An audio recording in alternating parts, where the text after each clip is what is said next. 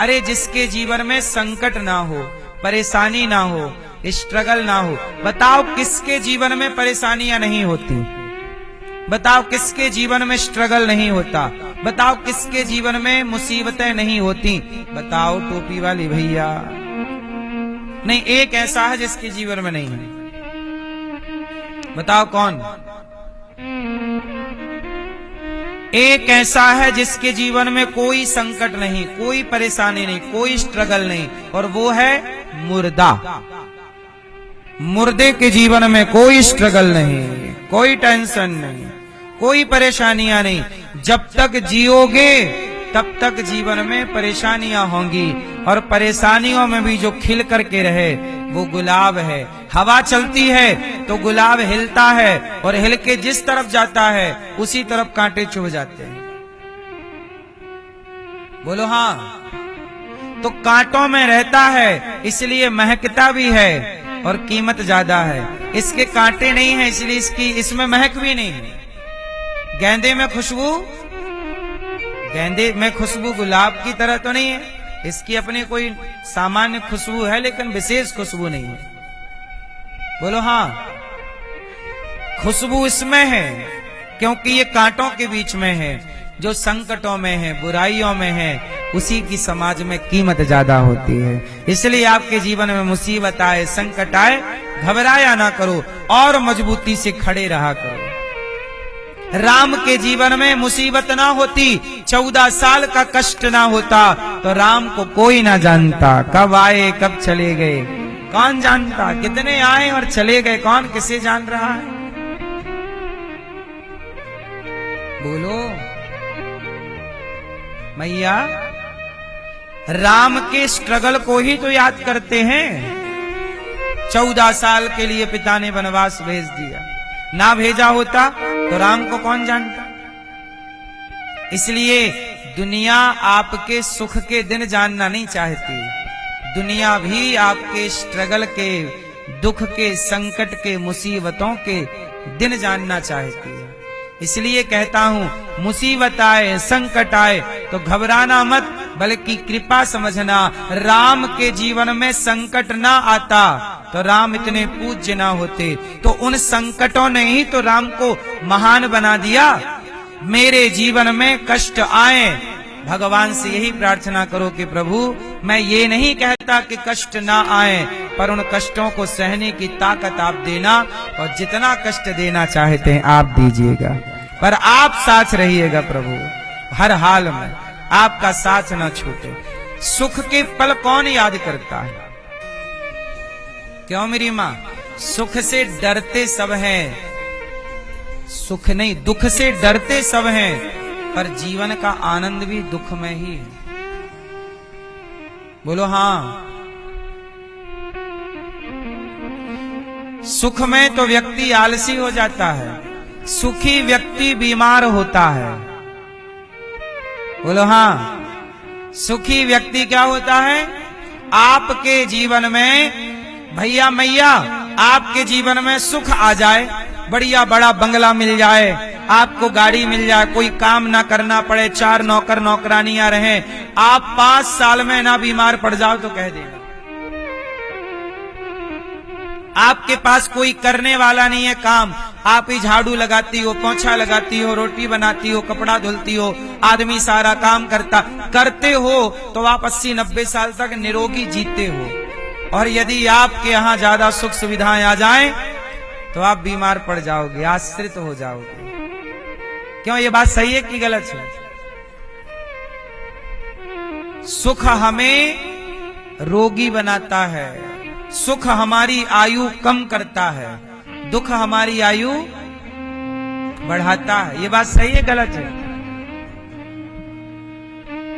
इसलिए हम आपसे कहते हैं, भगवान करें आप सब खूब सुखी रहें, पर दुख से घबराना नहीं है। दुख आपको जितना मजबूत बनाएगा, सुख आपको इतना मजबूत, सुख आपको कमजोर बनाता है। आप दुखी व्यक्ति, गांव का एक किसान जो नमक रोटी अचार रोटी खाता है, और शहर का एक बादाम काजू खाने वाले को लड़ाओ, कौन जीतेगा? नमक रोटी वाला गांव का जीत जाएगा, शहर का काजू बादाम वाला। बोलो हाँ, सही है। क्यों? एक बार एक राजा जा रहा था। कौन जा रहा था? राजा। तो राजा जा रहा था हाथी पर। राजा जा रहा था हाथी पर। एक गांव का एक सामान्य सा आदमी जो खा पी के निश्चिंत पड़ा रहता पेड़ की छांव में, खाने पीने का ठिकाना नहीं और मस्त। एक दिन क्या हुआ, राजा के हाथी को उसने पकड़ लिया। और जब राजा के हाथी को पकड़ा तो हाथी एक कदम ना चल पाया। बहुत महावत ने उसे जोर लगाया, चले ही ना। पता लगा कि किसी ने पकड़ा है। तो राजा ने देखा कि हट्टा कट्टा एक पकड़ा। तो राजा बोला, तू कौन है? बोले, मैं कौन हूं, मैं तो खा पी के पड़ा रहता हूं, ऐसे ही हूं। राजा बोला, तू तो बड़ा ताकतवर है, हाथी को पकड़ लिया, चल नहीं पाया, मतलब ये ताकतवर है। राजा बोला, चल मेरे राज्य में चलेगा? हाँ हाँ चलूंगा, पैसे दूंगा, एक काम करना पड़ेगा। क्या काम करना पड़ेगा? बोले, देख तेरी ताकत बहुत है। उसने कहा, देखो हमसे कोई काम आप मत कराओ राजा साहब। राजा साहब बोले, अच्छा ऐसा, कोई काम मत करना, तो बस एक काम किया कर कि एक दीपक में केवल दिया जला दिया कर। सवेरे सवेरे 7 बजे तो दिया जला दिया कर, चल। अब सवेरे 7 बजे दिया जलाना है, सवेरे 7 बजे दिया जलाना है, सवेरे 7 बजे दिया। अब उसे नींद ही ना आए, कब सवेरा होगा, कब जल्दी उठना पड़ेगा, क्योंकि काम दिया है, एक काम मिल गया ना, दिया जलाना। अभी तक काम नहीं था। भैया 1-2 महीने में तो वो आदमी कमजोर हो गया। जो हाथी को रोक सकता था, अब उसे इतना कमजोर हो गया, कुत्ता उठाने की हिम्मत नहीं। राजा बोले, भाई तू दुबरा कैसे हो गया, खाने को कम मिल रहा? महाराज खाता तो खूब हूं, अंग नहीं लग रहा है। क्यों, कुछ सोच रहा है क्या? हाँ महाराज, वो दिया जलाने का सोचता रहता हूं। बात समझ में आई? जवानी में कोई सोच नहीं होती, इसलिए जवानी का खाया पिया अंग लगता है। पर जवानी के बाद जिम्मेदारियां इतनी आ जाती हैं कि व्यक्ति बिस्तर पे पड़ा है, आंखें बंद किया है, फिर भी सोच चल रही है, दिमाग काम कर रहा है। बोलो हाँ।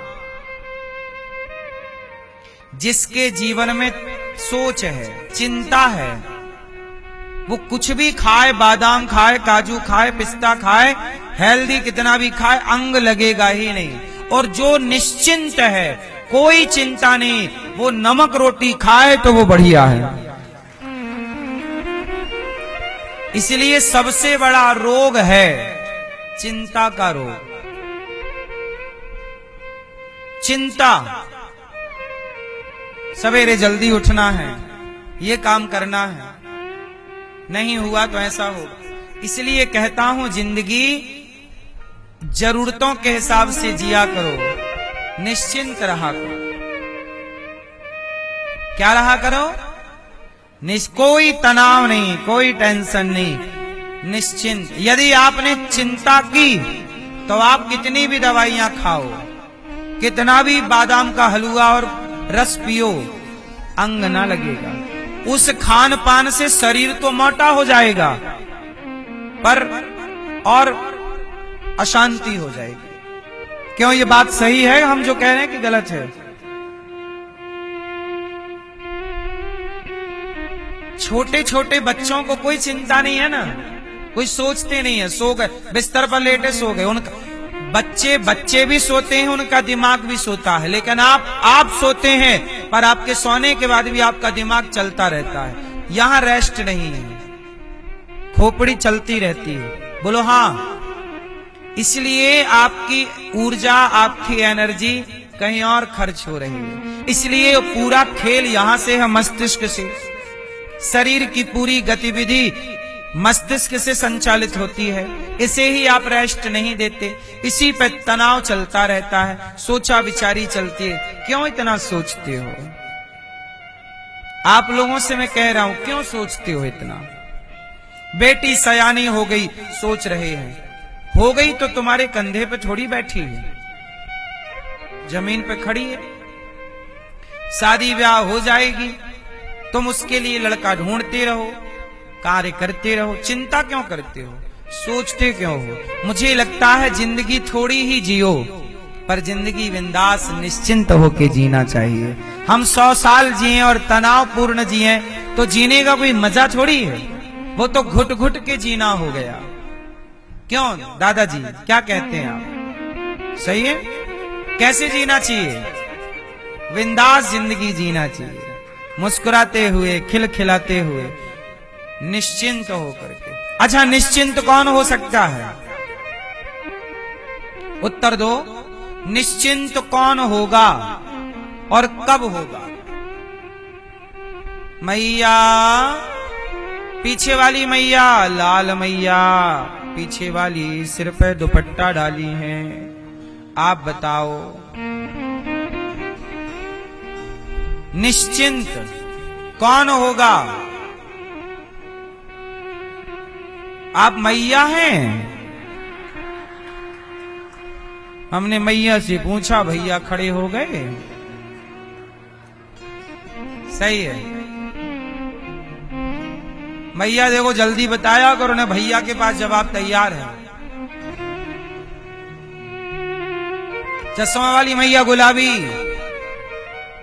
जूड़ा वाली मैया के पीछे बैठी हैं।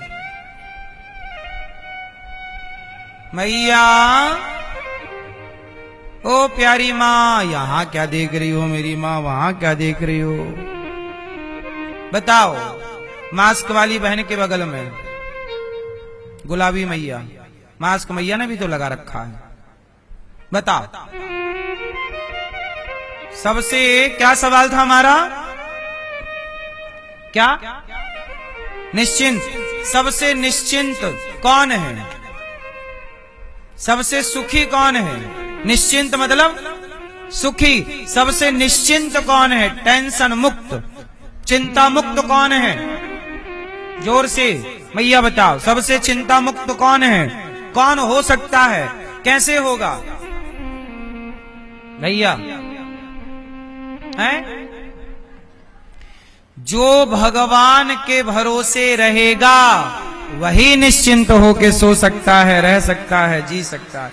जिसको भरोसा नहीं है वो कभी निश्चिंत। जो निश्चिंत है समझ लो वो भक्त है, और जिसके दिमाग में टेंशन है समझ लो कि वो भक्त नहीं है। भक्त को चिंता नहीं होती। काय की चिंता? हमारे साथ हैं रघुनाथ, हमें किस बात की चिंता? हमारे साथ हैं रघुनाथ, हमें किस बात की चिंता? आपके साथ भगवान है तो चिंता नहीं होगी, और चिंता है मतलब आप को भरोसा भगवान पर। अब रहो टेंशन, फिर परेशान रहो।